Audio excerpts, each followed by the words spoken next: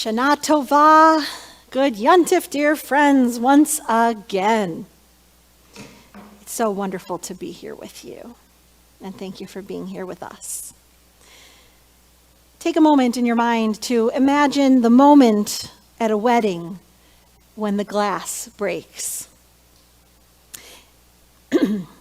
Now see yourself removing 10 drops of sweet wine at a Passover Seder. Next, recall the sound of the community reciting the mourner's Kaddish at every single worship service. What do these three rituals have in common? Each brings a moment of sadness into an otherwise joyful event. In Judaism, joy and sadness go hand in hand. We rarely experience one without the other. You may recall my story last night about the ring that could make a happy person sad and a sad person happy. American culture, however, forces us to focus always on the positive, to keep our sorrow at bay and to just be happy. Mourn quickly, toughen up, don't let them see you cry. Well, which way to live is correct? Which is more fulfilling or authentic? I'm sure you know what my answer is going to be. Our son Spencer is 5, and he just started kindergarten. And he's learning so much about feelings, especially big feelings, and how to articulate them and parse them out when you have them. And a movie that has been really meaningful for him has been the incredibly made Disney Pixar movie, Inside Out.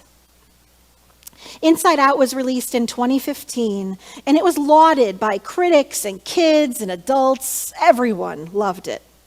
The film, in case you haven't seen it, follows the story of an 11-year-old girl named Riley. Yet, the main characters are really the emotions in her head. We first meet Riley at her birth, and we soon learn that we're going to be viewing her life from somewhere inside her mind. We meet the various emotions which steer her, guide her, and determine many of her responses and reactions to life around her. When she's born, joy is the only emotion present in Riley's headquarters. The baby is filled with pure joy at being alive and being loved by her parents. And joy, voiced by Amy Poehler, is depicted as bright yellow. But before you know it, the very next emotion, sadness, pops up. Baby Riley cries when sadness is at the controls. Sadness, voiced by Phyllis Smith from The Office, is blue and shaped a bit like a teardrop. And then we meet the other 3 primary emotions in Riley's head. Fear, voiced by Bill Hader, who is purple, long, and lanky. Anger, voiced brilliantly by Louis Black, and is bright red and prone to just light on fire. And disgust, voiced by Mindy Kaling, who is, as you'd guess, bright green. Joy is Riley's dominant emotion. Joy calls the shots and decides which other emotion will function at which time. And when Riley is 11 years old, we watch as Riley's parents move the family from Minnesota all the way to San Francisco. And Joy tries to help Riley focus on the positives of this major move. However, and those of us who have ever moved know how these things tend to turn out. When they arrive, the house is empty, their moving truck is delayed, and this major life change is the catalyst for so many other changes in Riley's life. Up in her headquarters, sadness begins to touch the marbles which make up and represent Riley's core memories. These memories that make up who she is as a person. And when sadness touches them, the happy memories turn sad. Thus, joy, frantically tries to isolate sadness, even going so far as to draw a circle on the ground and telling sadness not to leave the confines of that circle. On the first night in their new house, Riley only has a sleeping bag in her room, and she's unable to sleep. Riley's emotions realize that this move was a whole lot worse than Joy had said it was going to be. Mom comes into the room and thanks Riley for keeping a happy face through the stressful situation. When Riley finally falls asleep that night, Joy puts on a happy dream of Riley ice skating with her parents. Later, while despairingly looking through old memories, Joy discovers a sad memory in Riley's life that becomes happy when her parents and friends come to comfort her over losing a hockey game, causing Joy to realize that sadness has a true importance, alerting others when Riley needs help. And as we watch the movie, we viewers come to realize sadness's importance. We might sense the way that we fight against sadness, or how we put on a brave face, but the movie reminds us of the importance of a good cry. Through the eyes and mind of a young girl, we learn something about ourselves no matter our age. My colleague, Rabbi Jeff Middleman, noticed something interesting about how each emotion is depicted. He writes, "Fear is tall, thin, and looks like a frayed nerd. No, not nerd. Nerve, a frayed nerve, and is purple. Not only that, his eyes are purple too. Anger, which looks like a brick and is red and sometimes on fire, has red eyes. Disgust, who is green, has green eyes. Sadness, not surprisingly, is completely blue and even looks like a teardrop, as we said.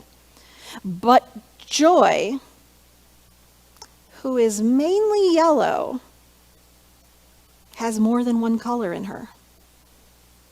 She has blue eyes and blue hair. Why? Well, if blue represents sadness, then the message is clear. There is no such thing as pure joy, and even in our most joyous times, there often is a bit of sadness mixed in. Pete Docter, the film's writer and co-director, and his Inside Out team were deliberate about these choices.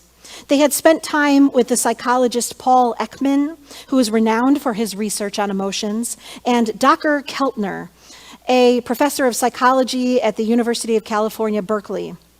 Dr. Ekman, in his work, identified 6 distinct emotions. Pete Docter felt like that sounded like a nice manageable number of characters to design and write for. Dr. Ekman had identified anger, fear, sadness, disgust, joy, and surprise. Doctor decided that surprise and fear were pretty similar, so he cut it down to the movie's 5.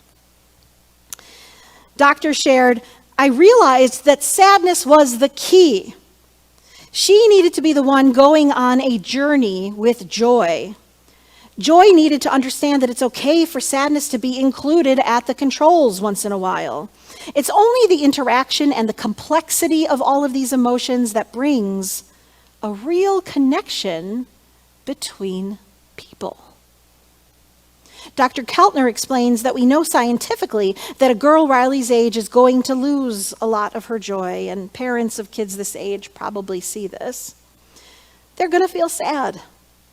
They're going to really lose a sense of self-confidence, and they might have a drop in self-esteem. And parents, when they see it, are often absolutely shell-shocked.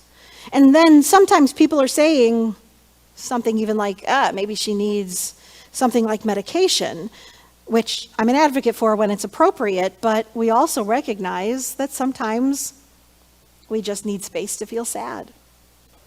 So what the film says is that this is just a part of growing, and it's okay.